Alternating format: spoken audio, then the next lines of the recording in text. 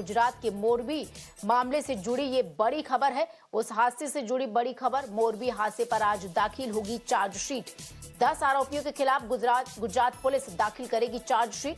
Chargesheet में आरोपी के तौर पर ओरेवा ग्रुप के जयसुख पटेल का नाम शामिल किया गया है। तो ये बड़ी खबर। इस बीच आपको बता दें, पिछले साल 30 अक्टूबर को पुल गिरने से 135 लोगों की जान चली गई थी। चार्जशीट दाखिल होगी। 10 आरोपियों के खिलाफ गुजरात की जो पुलिस है वो ये चार्जशीट दाखिल करेगी।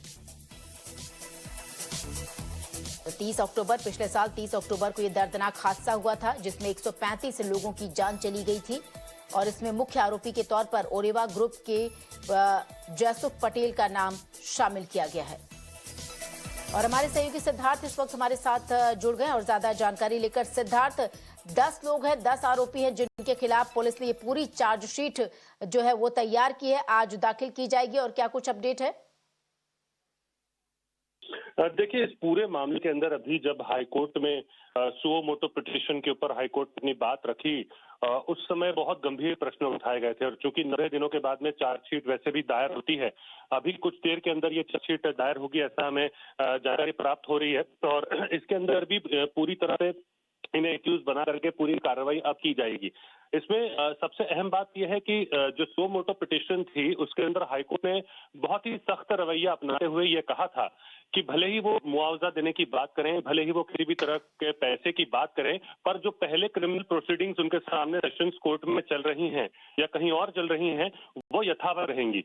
तो इसी परिप्रेक्ष्य के अंदर अब ये चार्जशीट जो है वो फाइल हुई है। इसके ऊपर अगली सुनवाई 1 फरवरी को होने वाली है जिसके अंदर उनकी किस्मत का फैसला होगा। अभी तक जो बात आई है सामने जिसके अंदर ऑब्जर्वेशन कोर्ट ने किए हैं और जो बचाव पक्ष की दलील रही है वो यही रही है कि वे कॉम्पनसेट करने को तैयार हैं, वो इसका वो अफसोस मानते हैं इस चीज पे और सब पूरी तरह से मोरबी म्यूनिसिपैलिटी के ऊपर पूरी जिम्मेदारी कुछ भी करके डाल दी जाए, यह प्रयत्न बार बार किए जा रहे थे। पर चूंकि अब इसके अंदर गुजरात सरकार के सामने भी प्रश्न खड़ा हुआ और कोर्ट ने भी इस बात का संज्ञान लेते हुए कहा कि इसके अंदर जल्दी से काम हो। इसके अलावा जितने भी पुल हैं वहां पर ये काम होना चाहिए, उनको पूरी उनकी मरम्मत होनी चाहिए। तो एक बहुत कड़ा ऑब्जर्वेशन था।